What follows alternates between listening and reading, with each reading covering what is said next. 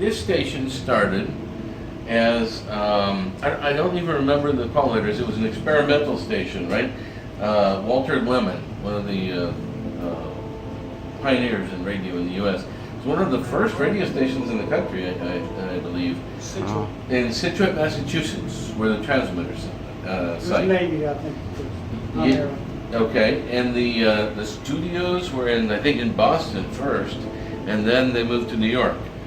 And it eventually became WRUL, which was sort of a university station, educational, that sort of thing. And then it went through a number of ownership changes. The government took it over during the Second World War for Office of War Information broadcast to Europe and South America. And So we were doing a lot of things that the Voice of America was doing? well, it eventually became the VOA, and VOA then used the facility for, I don't know, 5 years or something like that.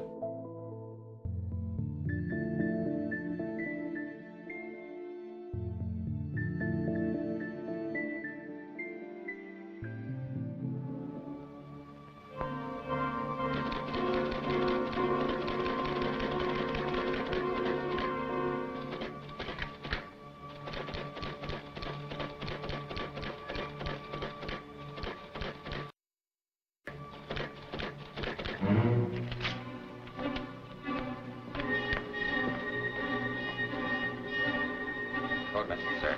Thanks. Hopper, code message. Yes, sir.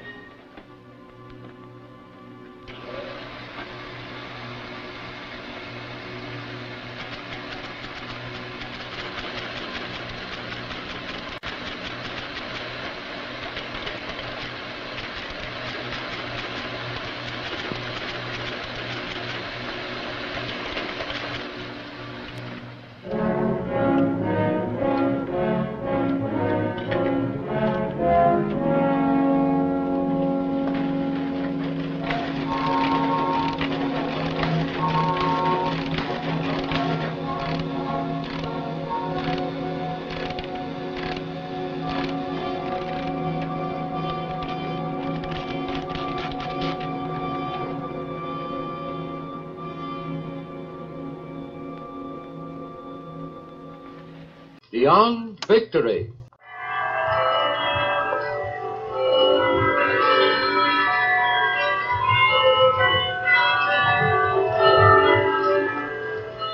We bring you a New Year's message from the founder and president of the Worldwide Broadcasting Foundation, which brings you these Beyond Victory programs, Mr. Walter S. Lemon.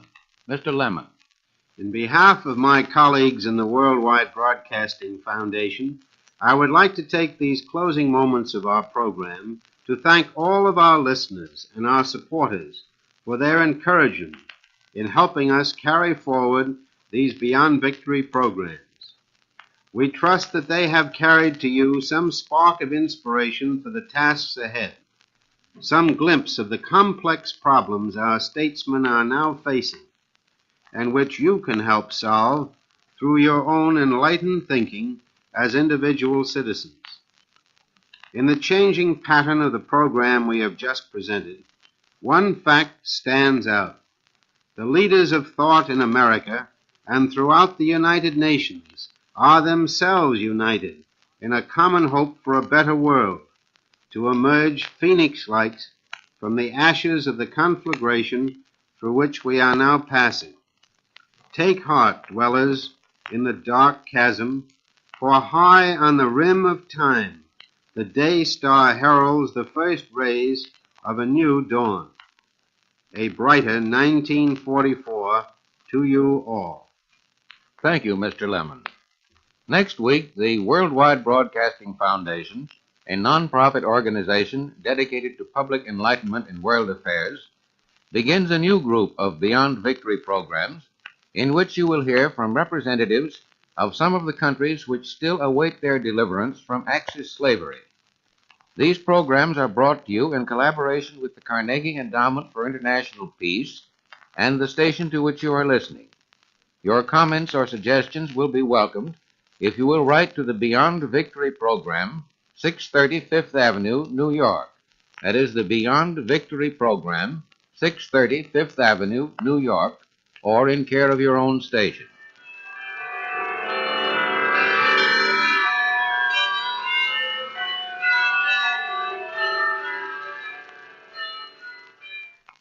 Listen in again next week at this same time to Beyond Victory.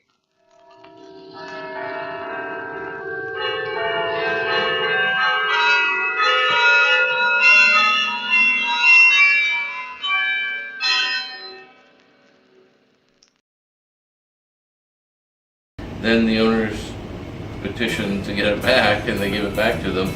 And it was owned at one point by Bonneville Broadcasting, which is the Mormon group. It became WNYW, Radio New York Worldwide. Studios moved to New York as the transmitter stayed in Situate, Massachusetts. I think they had, 4 transmitters there? Something like that? 4 transmitters, and small, very small. Right here on WNYW, where what you want to know always comes first.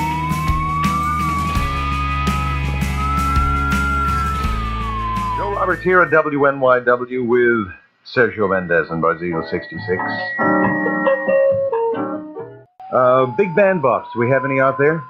Okay. Then no doubt, when you remember the big bands, you remember Stomping Up the Savoy, right? Because it's so easy, huh? Yeah. It's a labor of love, you might say.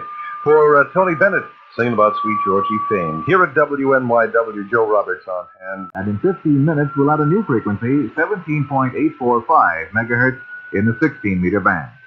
Stay in tune with the international voice of Radio New York Worldwide, WNYW. CBS reporting on the CBS radio network. Efforts continue in the Attica, New York prison to work out some compromise way of ending the 4 days of uprising by inmates who still hold 38 hostages. Family Radio from California, a religious organization, bought time there, and eventually they bought the station and changed the call letters to WYFR, or Family Radio. Then they decided they wanted to expand, so in the mid-70s, I guess, they found this plot of land here, and a farmer who was sympathetic to the cause offered to rent it to them for a really good arrangement, and they leased this land for 38 years, I think, something like that, broadcasting from here. They put in, of course, the 10 transmitters and all these antennas. Some of them, I think, were some of them the first ones put up by TCI, or was it TCI design? The first ones were TCI antennas, and then we duplicated. Yeah. And some of them are actually factory. National Bureau of Standards did their rhomboids.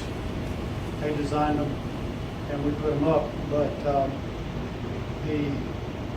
most of the other antennas that are out here, which are log periodics, are TCI. Now we present Open Forum with our host and Bible teacher, Harold Camping. Evening. How are you tonight? Again, may I have the privilege and the pleasure of coming into your home to visit with you for a little while? In that measure, we have come to truth. And it is a wonderful truth that we come to if we go all the way with the scriptures. We learn about the fact that we're sinners, that we're in a terrible situation, but the Bible also indicates a wonderful way of escape out of our terrible situation. We continue with more of the Open Forum. You are invited to call in and ask questions or discuss issues that are related to the Bible. Here is our host and Bible teacher, Harold Camping. We're continuing with the Open Forum program. The evidence in the Bible points to the fact that September 6th of 1994 will be the last day of the final tribulation period. And I beheld when he had opened the sixth seal, and lo, there was a great earthquake.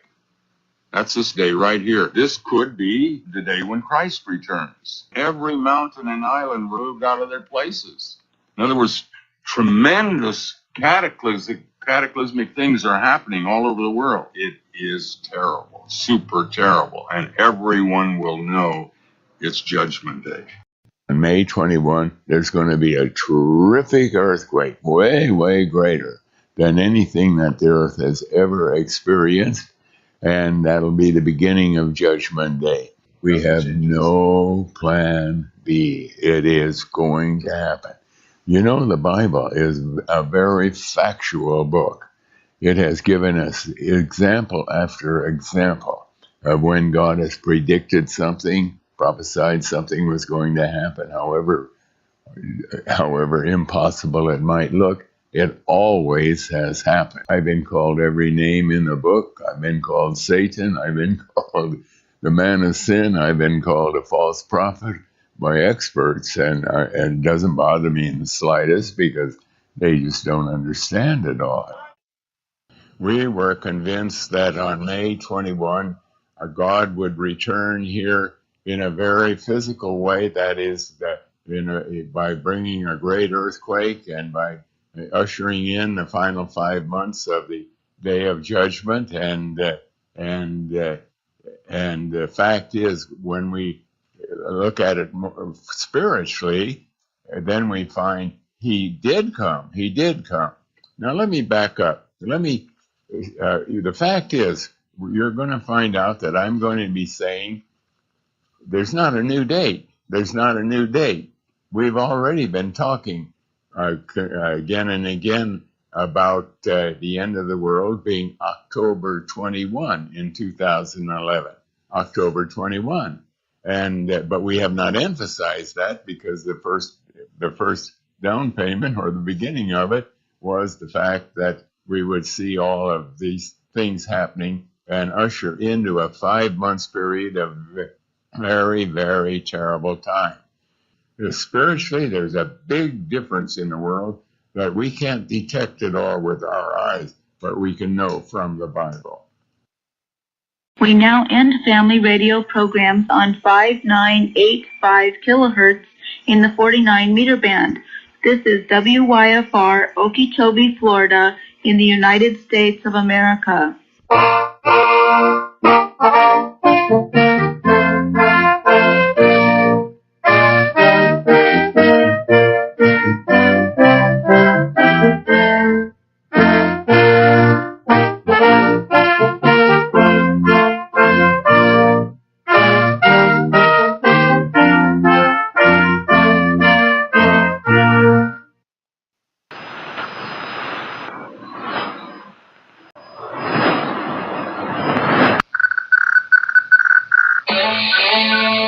Broadcasting from the United States of America, this is WRMI, Okeechobee, Florida, Radio Miami International. You can find out more about WRMI at our website, WRMI.net. That's WRMI.net. Visit our website and share your QSL reports. This is WRMI, Okeechobee, Florida. Inside of here are where the final chips are. And I'll show you the only modification we did over here. Then I'll show you the rest of the modifications. So this is the one that was originally an AM transmitter, and you converted it for shortwave. 60 or something like that. Okay. And we just had to take out their version of a parasitic choke because it didn't like it we just cut it loose. And then we made a minor change down here in the driver. All we changed was that coil right there. We have two different coils that we're doing high band or low band that we can swap out. We don't do it that often. It's going to stay for months or years. And that's it. That coil, killing the parasitics up here. Wow. The driver seems fairly simple. Now, the original oscillator, as you can see, no longer exists. We cut it all loose. And what we have, and I'll come to the back here, get the lights on. Be a little careful as we walk around here so you don't fall to the ground. Back here, we added a few things that were not there before. For example, That box right there with a power supply and a timer and all that, this is part of the startup circuit, and it also powers what you see underneath here, solid state HF amplifiers. One is a 10 watt, well, it can do 25, one can do, I think, 300 or 100. We're running one at 6 watts and bring up to 30 or 40 watts. That's the driver, it's broadband. And at that low power, it doesn't have any parasitic issues. So that's the power supply we built for it, and to run that. And over here, we added a couple of extra things for another little power supply here, where we can add a visual detect to give us an extra cutoff that it would not normally have. Amazing. The power supply all stayed the same. We updated the solid state to solid state relays from the old ones. We had to do a little, wire shuffling. I used to work for the company that built these, and I had built a lot of these as shortwave for the tropic bands in South America and out in the Pacific. So this used to be full of big tank coils for AM, and it's been substituted with 2 vacuum caps and load coils. We just swap out depending on what band we're using. And that's your standard Miller you can buy anywhere, switchable, and we had to go so low we had to add more ductings. Normally we just had this one and one other, and that was when we had to add when we dropped way down to 5950. This was somewhere around 9 before, so we had to add those 2. All that extra cable was part of a... Up there? Yeah. Homemade balun just made out of cable. Perfectly tuned to this frequency. This thing has a perfect match. This forward power 1000, reflected power about 2 watts is all I can measure. Wow. That's how close I got it. These were 2 new transmitters. The first one, they were coming out of Massachusetts, they built this. The first transmitters they put in were these 2. And then they moved the next 2 from Massachusetts. These are early 60s vintage. These are like 1975, 76 vintage right here, 3 and 4. And they were... Boy, how do you move something like this? And this one used to be in Massachusetts, and they moved these down here. There were 2 even older ones than this that are no longer here. And I can show you what the power supplies for this look like.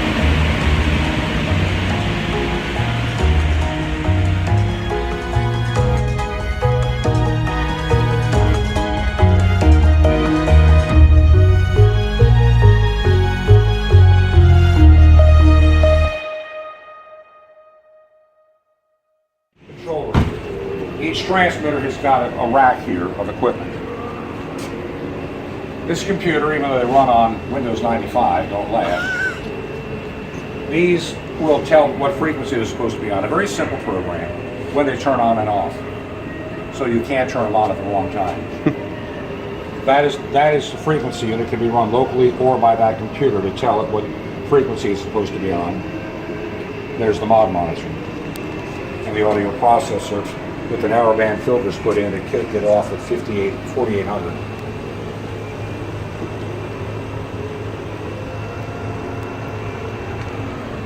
And you can, from there, you can look at any particular transmitter. They're all interfaced through here.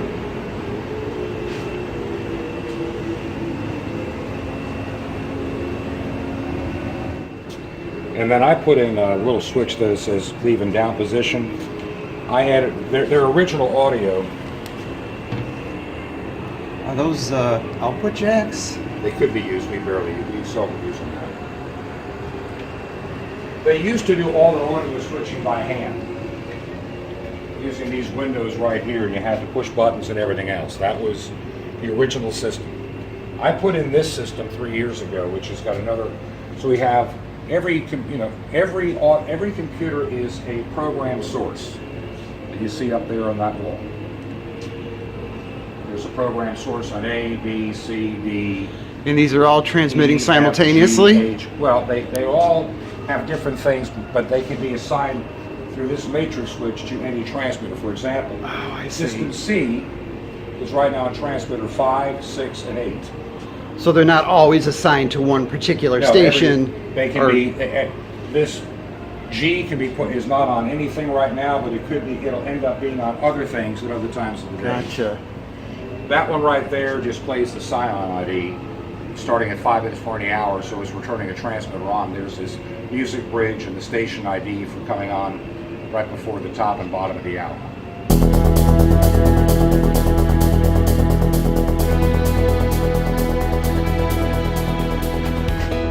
And there's a little computer in that rack with a big long serial cable to tell this thing what to do.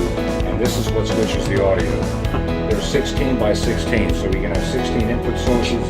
A lot of these computers and stuff are not even being used anymore. This one is, this one's not at the moment. We could use the system. This is System L, which is used only 1 night a week. So speaking of backup, do you ever lose power? Yeah, for this room we have, I'll show you what we have for backup.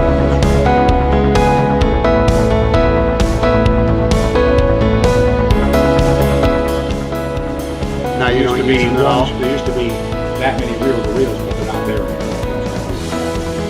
No, you use USB drives. Everything is just or in a couple of cases.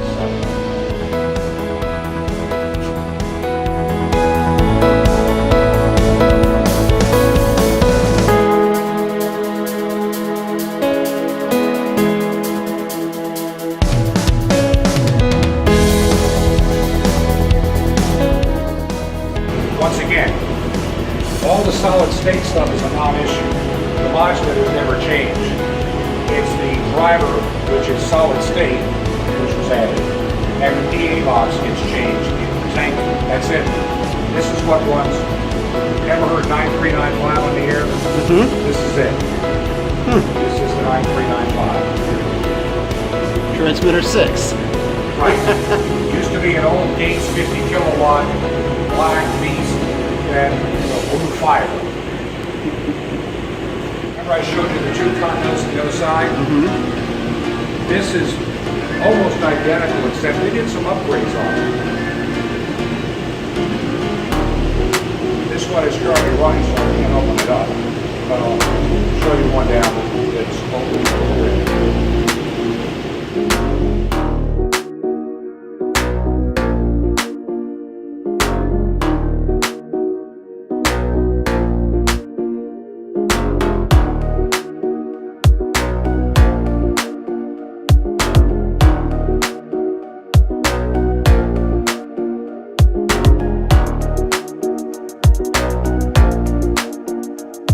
Garage door right here, and they added all this on in the shop area to build these next 4 transmitters. Because once they built the last one, they were running out of shop. They had no shop room. Now these are off right now this time of the day, so I can take you behind these. First, I'll show you. This is off. Yeah, these are on early morning and at night. This is the modulator section. This transmitter has 3 tubes in it, or 4 tubes. There's your audio tubes, and they're water cooled. You see all the hoses. And then you see up here, audio input transformer, audio output transformer. And I'll show you how all that works. It just goes from there right to the grids. Very simple. Is there anything interesting in store for the future of WRMI? Oh, all kinds of things. We never know because... Not planning to go off the air anytime soon, are you? Oh, I hope not. No, Oh, I good. don't think so. I think shortwave will be alive and well for decades. The governments have been getting out or reducing considerably their transmissions, although we do have relays here for Radio Prague, Radio Slovakia International, Radio Ukraine International, Radio Japan, and RAI Argentina to the world. their foreign service. So there are government stations that are using us as a relay to the Americas, primarily. But yeah, I mean, a lot of governments have reduced or eliminated their shortwave services since the Cold War ended.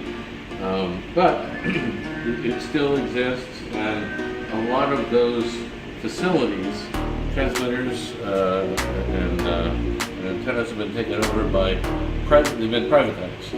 And these private companies are selling our time, and so that makes it possible for a lot of organizations to get on the air a lot less expensive than it used to be. Religious organizations, political programs, music programs. You know, I had an inquiry yesterday, and we're going to start broadcasting a program called Encore, which is a weekly 1-hour classical music program from England. And it will be the only regular classical music program on shortwave, I think. And where's that going to be beamed to? It's going to be beamed to North America. Okay. We don't know the exact time or frequency. Yep. We're working on that, but it's going to start, I think, within the next few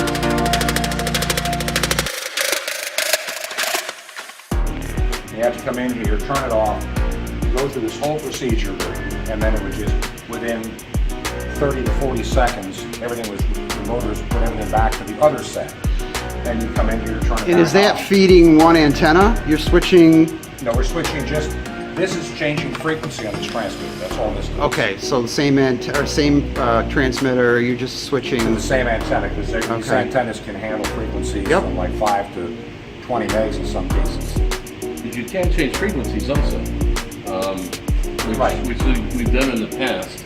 Right, we used to change this one, used to be like at 12 something or 14 megs, then we were 11 megs, and we dropped down to 5850 on this one at night, which is a better nighttime frequency, heading west. So when it started getting dark here, this thing went down.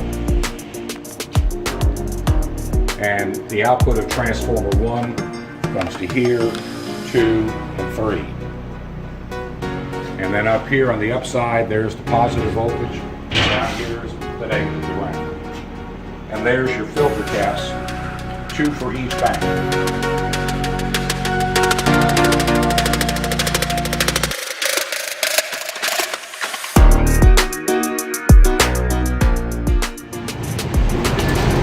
That is the solid state modulator. Each modulator takes on a few hundred of the volts, and they're all in series, and they sweep the voltage and couple it together as a PDM of 75 kilocycles, and that's the 75 kilocycle filter.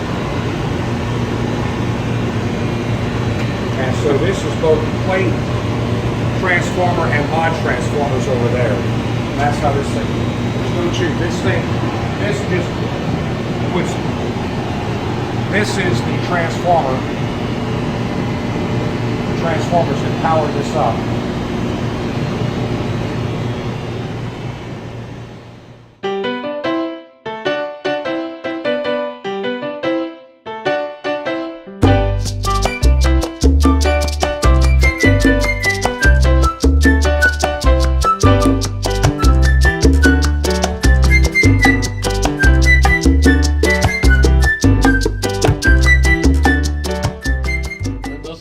Comes, from outside sources, and they'll send us MP3 audio files usually, or sometimes we pick up an audio stream, an internet stream they want us to rebroadcast.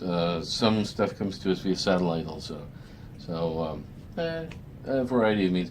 We still occasionally get programs on cassette. And we have to take our guy who works here at weekends takes these and converts them to MP3 files to go on the air. So, okay.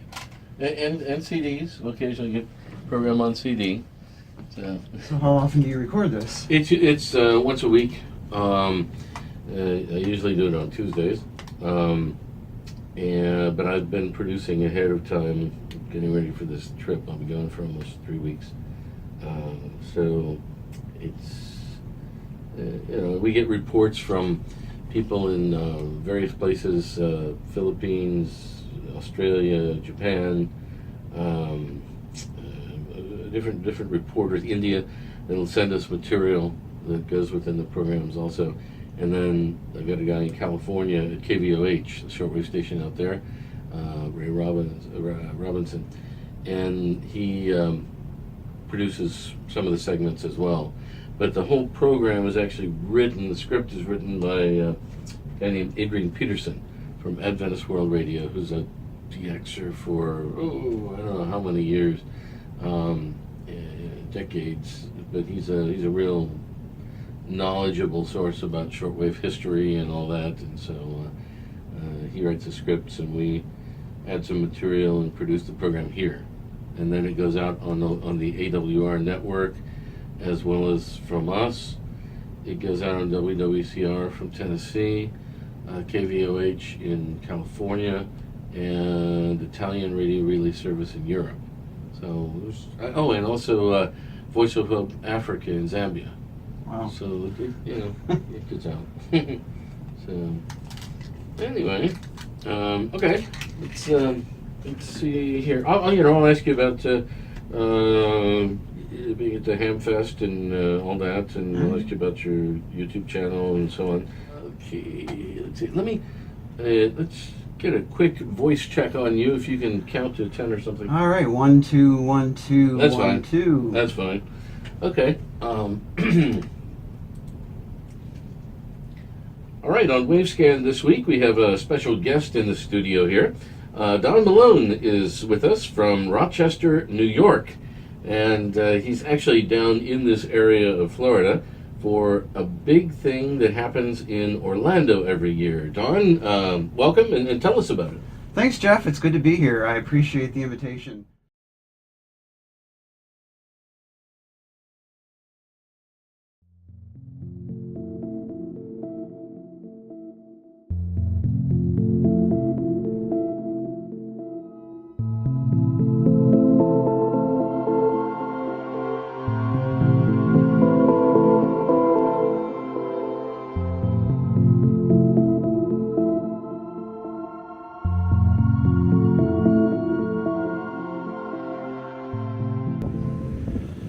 Wow. If he doesn't come up and attack us. It is not a small one either. Wow. Yeah, that's what I had visions of darting out at me. Oh boy, he's moving. Yeah. Okay.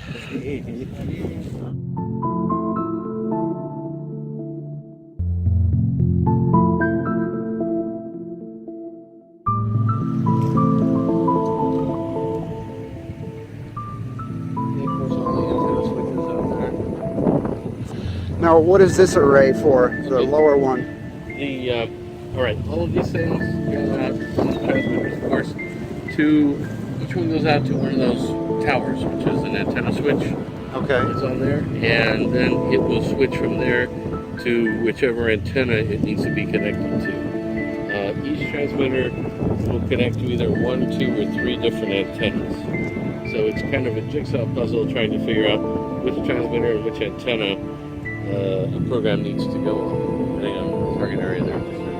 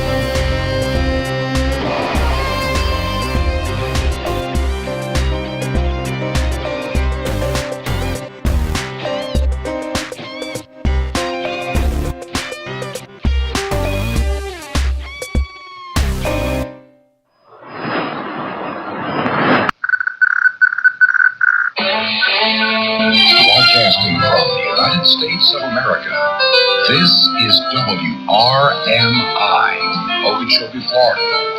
Radio Miami International. You can find out more about WRMI at our website, WRMI.net. That's WRMI.net. Visit our website and share your QSL reports. This is WRMI, Okeechobee, Florida.